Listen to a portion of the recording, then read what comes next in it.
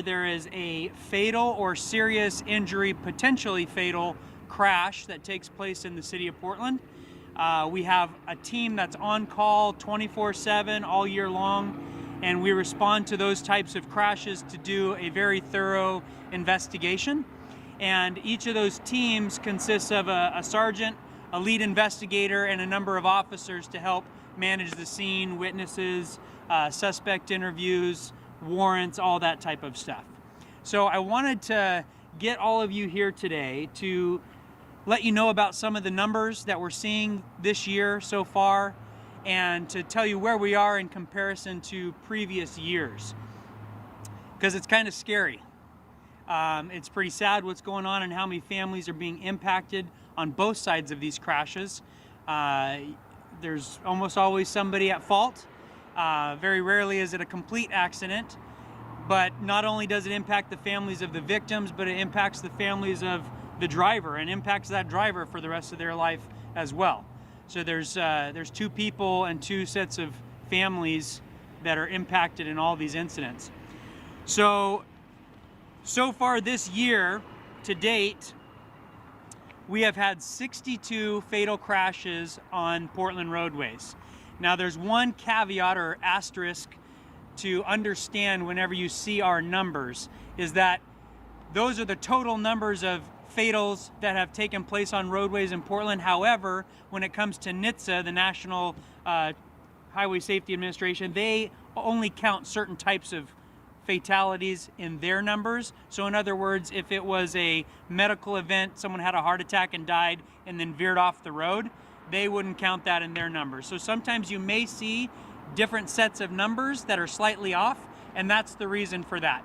So PBOT, for example, they're usually going to count the numbers that are associated with the NHTSA standard. So we are at 62 total fatalities this year. However, there's been about 3 of those that wouldn't normally be counted in NHTSA and PBOT numbers. So that's just to clarify. However, when we go back into our data and look at years past, there isn't that discrepancy. And so if we're going to compare apples to apples, per se, we need to take the total number. So we're at 62. So that's the number we're using as Portland Police Bureau, is 62. With that, we've also got 26 pedestrian fatalities. Sometimes the pedestrians have been at fault, sometimes the driver has been at fault. Each case is very different and different circumstances surround them. However, that number of 26 is also very significant.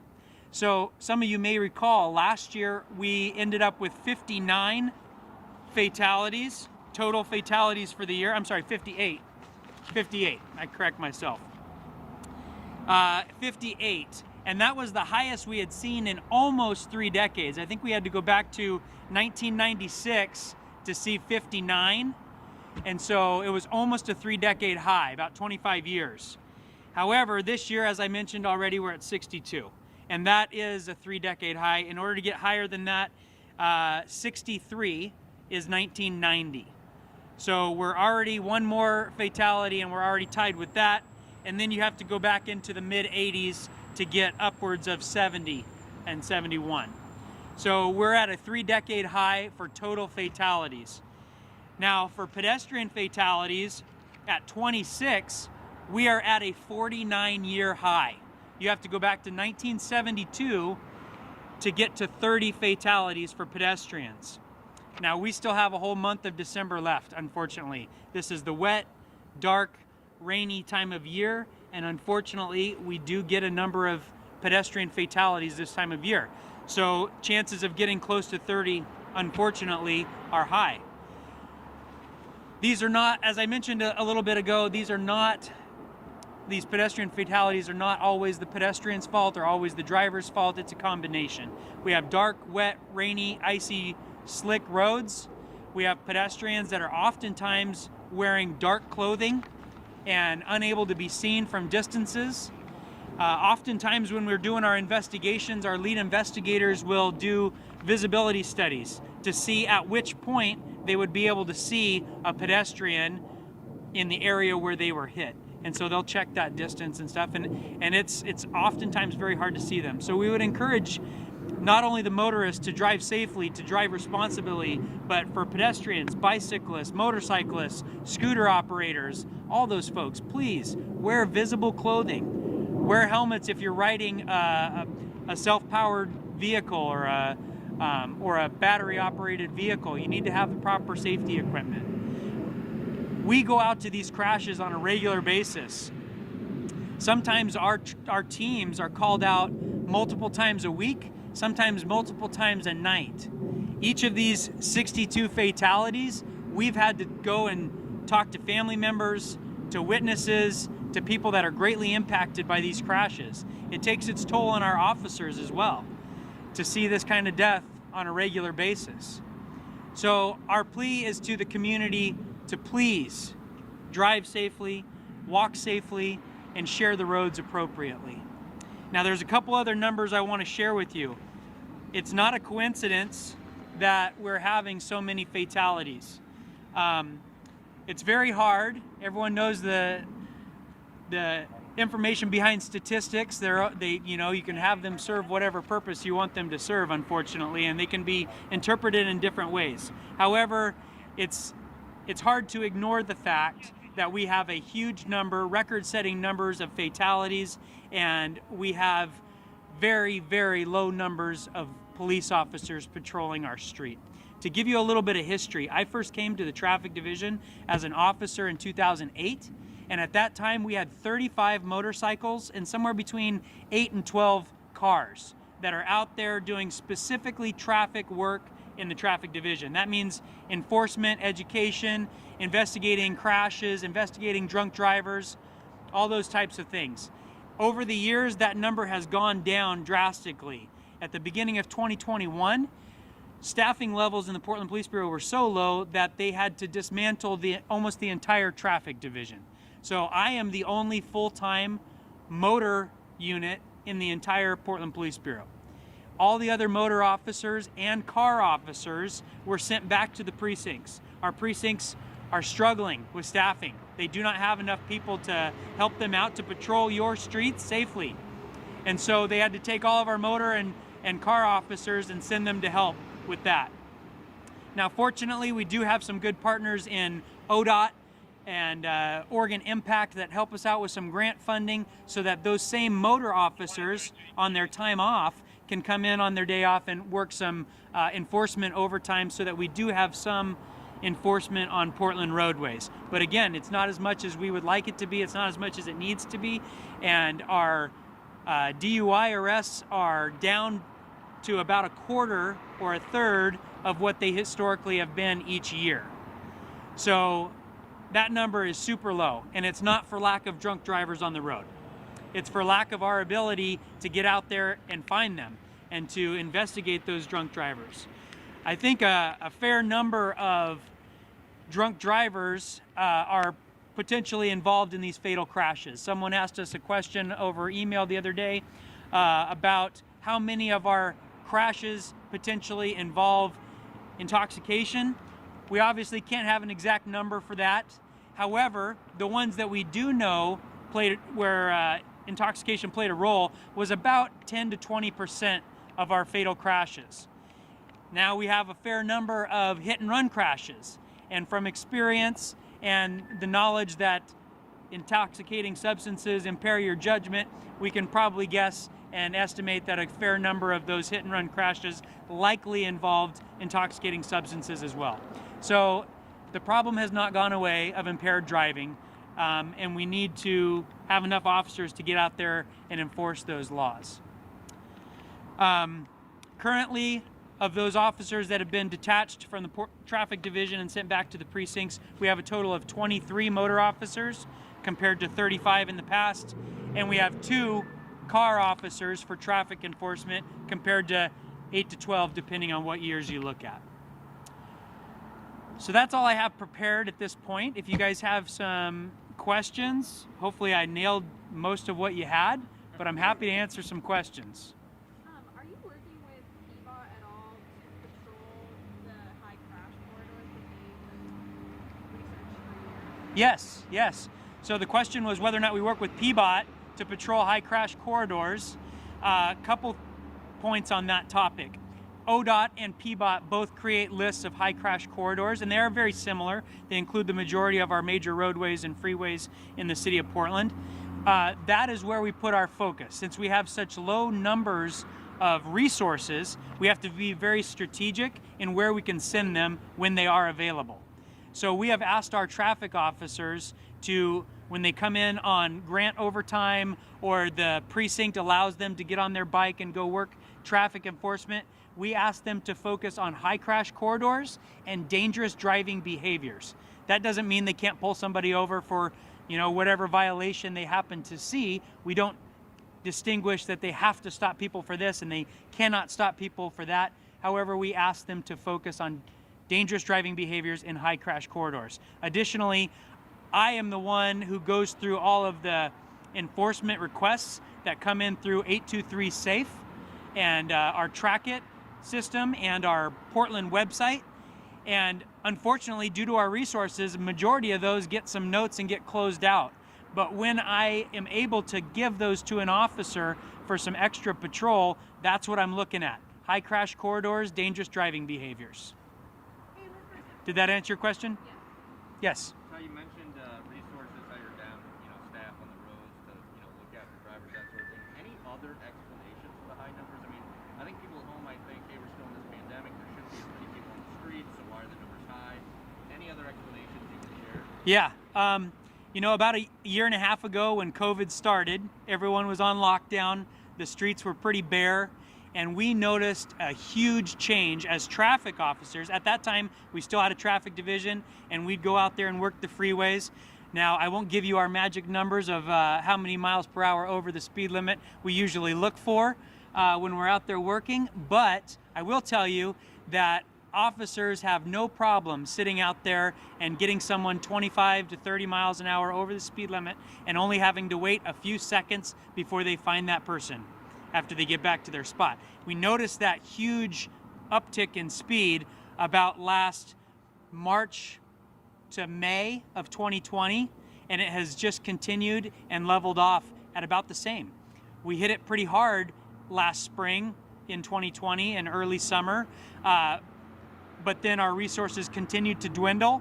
And as we go out and work the freeways and the major roadways in Portland, that's what we continue to see, is really fast driving. And I think a lot of that is due to the fact that our roadways are not as congested as they used to be. So a lot of folks are working from home. Traffic has been wonderful. I haven't had to hit rush hour in the morning in a long time. And it's great, but it makes for some very high speeds on the roadways, especially our freeways. Yeah, in our high crash, let me back up. In our fatal investigations, a fair number of those investigations involve speed. We have had, sorry, let me let the vehicle pass, I couldn't hear you. That's illegal. I don't know an exact percentage. I wish I could give you that number. I can think of 3 fatalities right off the top of my head where they were specifically involved in speed racing. Not just speeding, but speed racing. I can think of another one on Marine Drive not too long ago where speed was absolutely a factor and unsafe passing on a double yellow line that contributed to a double fatality. So there are a number of them. I do not have the percentages, but speed does play a role in a fair number of them. We've had some motorcycle crashes that involve some really high speeds, both with speed racing and just people going way too fast around town on regular residential roadways. And so speed definitely plays a factor in a lot of them. Have you Yes. heard of any solutions from City Hall? Anything coming your way to solve the problem? I personally don't have a lot of contact with City Hall. The City Hall has approved us to have a number of grants from ODOT to help so that we can get more officers out on the street, but those grants are for overtime reimbursement through the state, and they're specific to traffic enforcement and traffic officers. Now our numbers are so low, we have, like I said, 23 motor officers, and we don't have anybody currently on our motor list to try and bring over. And so we're so short-staffed that it's even hard to get motor officers certified. It's a very difficult training program, a 2-week school they have to pass. So we're hoping to have a school in the spring and get some more officers certified to bring over and hopefully bring those numbers up. But as far as City Hall, you know, they're supportive of us trying to go out there and do these things, but you can only do so much with the resources you have, and we can only hire people so fast. I do know that the Bureau has been authorized to hire a number of background investigators. They have a large pool of applicants, and they're trying to work their way through that, but there's logistical issues that they got to work around as well with regards to how many people can go to a police academy at a time and how many spots the state academy can provide for Portland Police Bureau. With the mayor's goal to rehire officers through the retirement hire program, how much of an emphasis will there be on traffic officers? That's hard to say. It's on a case-by-case basis when it comes to the chief's office authorizing people to come back as a rehire. However, we do have some people in the traffic division that have retired recently and are planning on retiring in the coming summer. So if that gets approved to where they can get rehired, there is a chance that we may be able to bring back some of those traffic officers. But whether they will be full-time traffic officers or put back into the precinct but allowed to have their motorcycle for extracurricular enforcement remains to be seen. Yes, ma'am.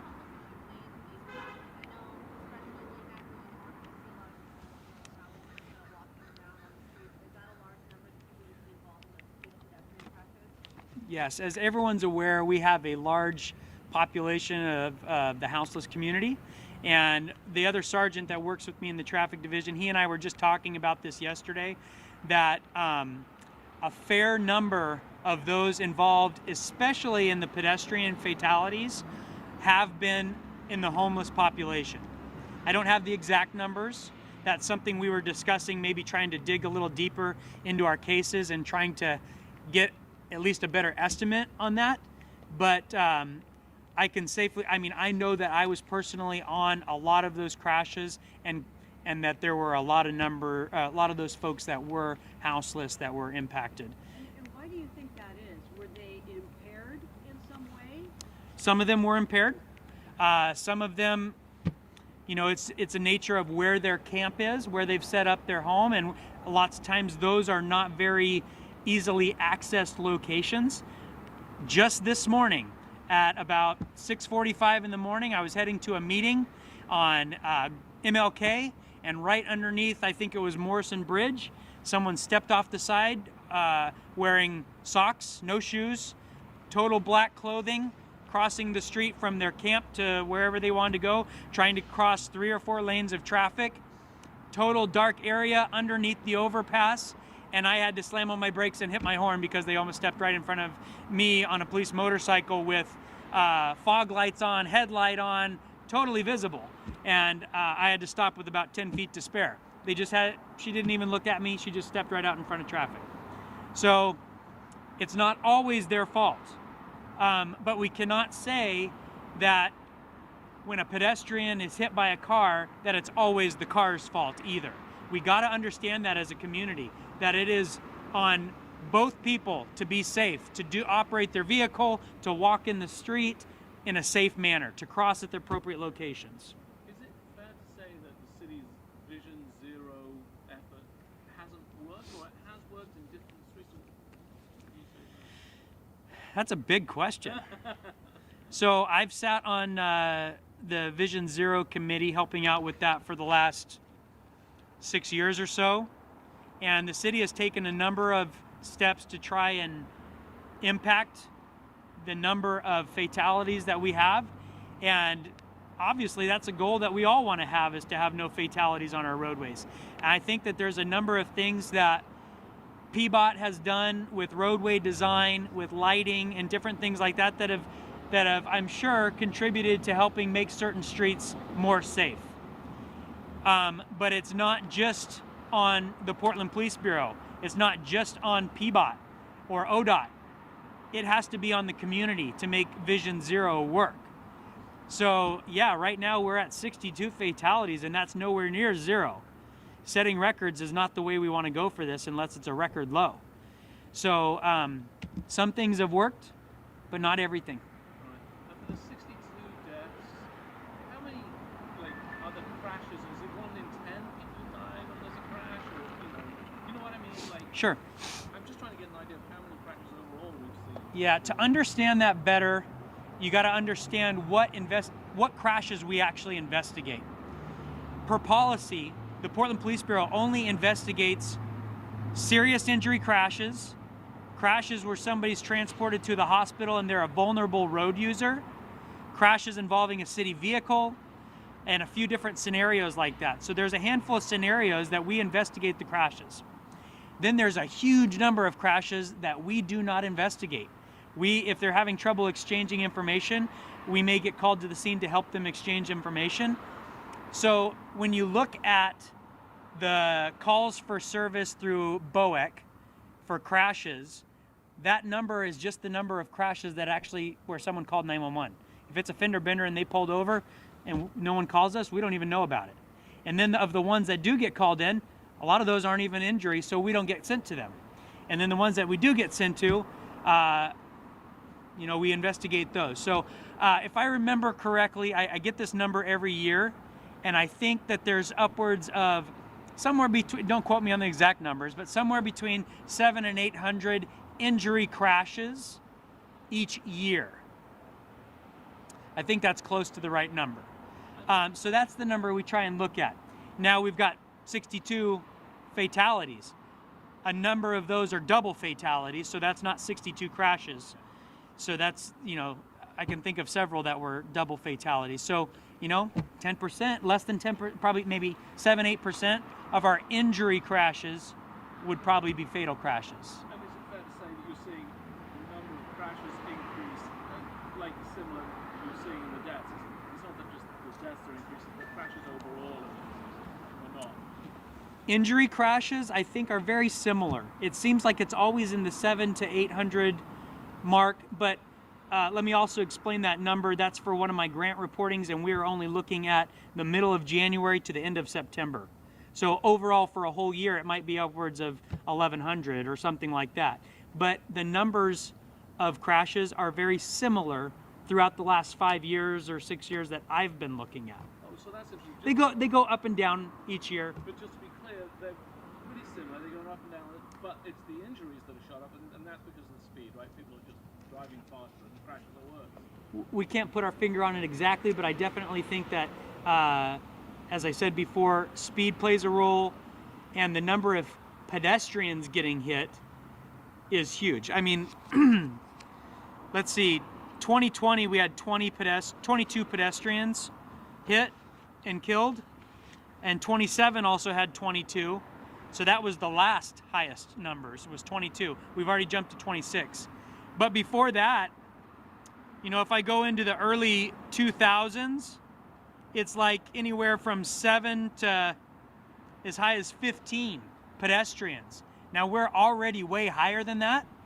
So that tells me that the people getting hit is contributing to a higher number of fatalities. We're having a high number of pedestrians dying, and that means our overalls are going to go way up, because those are the people that are most likely to die when they get in a crash. So the point of clarification, the 62 fatal crashes includes the 26 pedestrian deaths, or? Yes, 62 total. Okay. I got that. 62 total, including 26 pedestrian fatalities. And the pedestrians do not include bicycles, motorcycles, things like that. There's been 9 motorcycle fatalities this year. No bicycle fatalities. How many hit and runs? You know that, John? Not 9? Yeah. So for those that couldn't hear, that was 9 fatal hit and runs so far this year.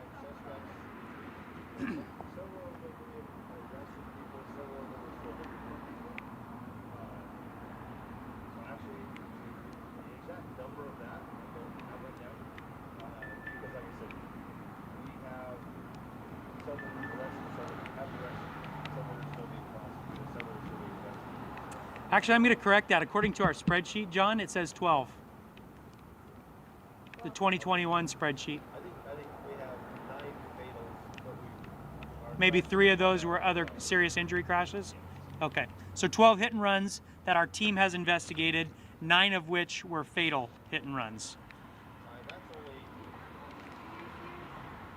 it's not average. We'd have, yeah. However, that's just the crashes, major crashes investigated. Every year we have about 7,000 hit and runs in the city of Portland, and a smaller percentage of those are injury crashes. Big crashes just not stop. So for those that couldn't hear that, every year the city of Portland sees about 7,000 hit and run crashes. When you were talking about staffing, it made it sound like that it used to be high in 2006 or something like that, and that maybe gradually the staffing has dropped over time. But what I understand is you were fine until COVID, and then it just dropped because just kind of put in your words. Sure. So like I said, when I came to the traffic division, 35 motorcycles, 8 to 12 cars that were full-time. When I came back as a traffic sergeant in 2016, I think, somewhere around that time, there was some serious budget cuts, and we had to eliminate a number of positions that were frozen because, someone retired or promoted and the spot was already vacant. And then we actually sent, I believe, 5 or 6 car officers back to the precinct at that time. So because of budget cuts. So we lost a good chunk in that year, 2016 or 17, right in there. And then by the time we disbanded the majority of the traffic division this year, at that point we were sent back about 20 motorcycles and a couple of sergeants back to the street.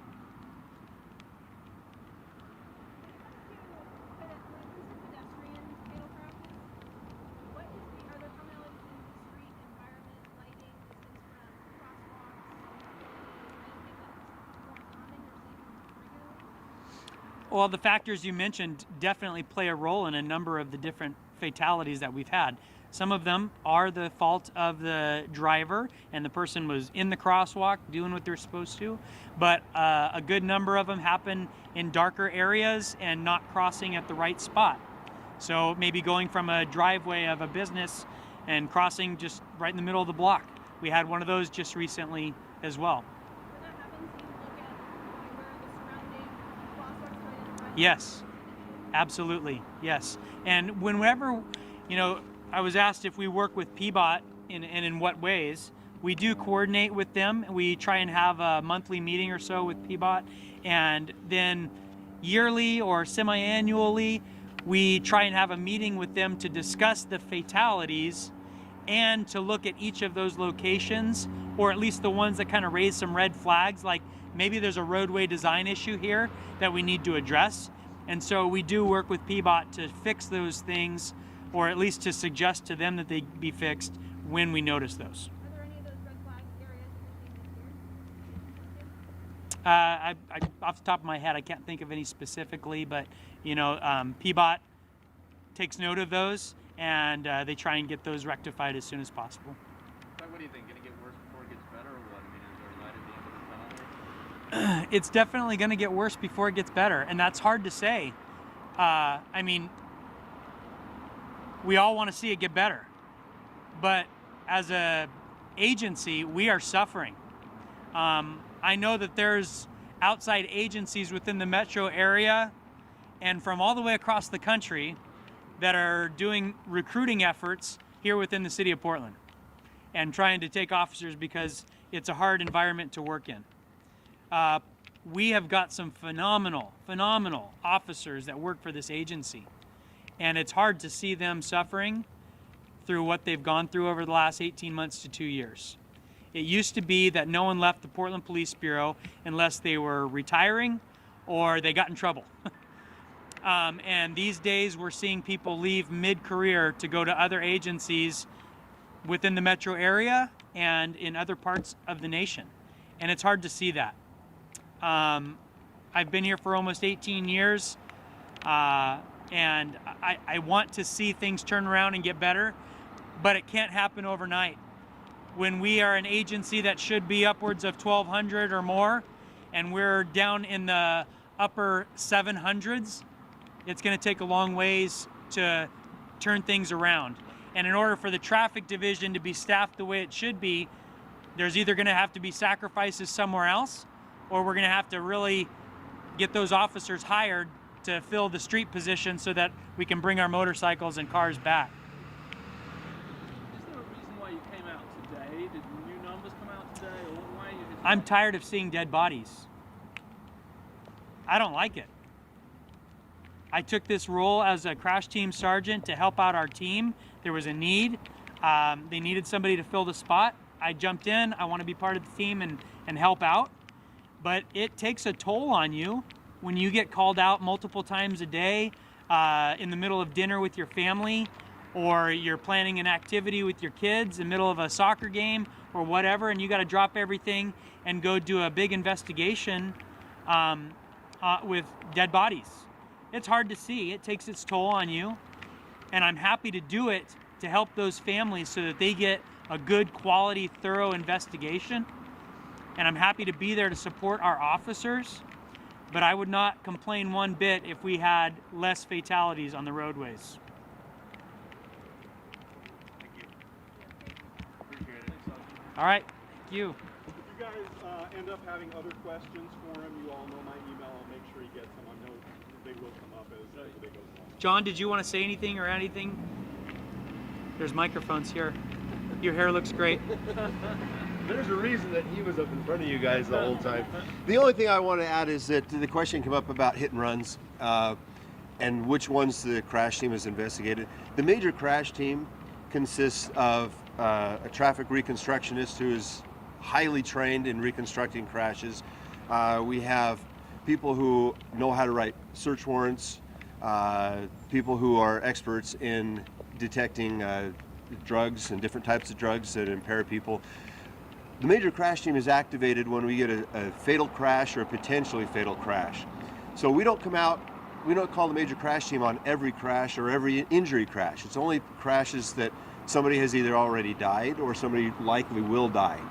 And so that's why the total number of hit and runs that the crash team has investigated is only at 12, where the total number of hit and runs annually throughout the city of Portland usually hovers around 6,000 to 7,000. So that's why the discrepancy in those numbers. The reason we call out a specialized team for a fatal crash or a potentially fatal crash is because we understand that this is a major thing. Somebody's life is ended, other people's lives have been permanently changed. And Sergeant Engstrom is exactly right. We are very lucky, we have a very interesting and very good job. But if there's one thing that we could change, is we do not ever want to go knock on somebody's door and tell them that a loved one is not coming home again. And that's why we're here. That's why we do what we do, so that we can try to avoid that. And that's why we have a major crash team that has some specialists that can try to figure out why a crash happened, who was responsible, and how we can prevent that in the future. Yeah, Sergeant John Holbrook, Holbrook. Thanks. I know most of you guys follow the PIO, or the Portland Police Bureau's Twitter page, but there's also a traffic division Twitter page also that they usually retweet, but just so you're aware, we try and send out some pictures now and again at fatal crashes for you guys to have. So PPB traffic, I believe. Let me double check. I'm the only one who uses it here. Hold on. PPB traffic division. Okay, thanks.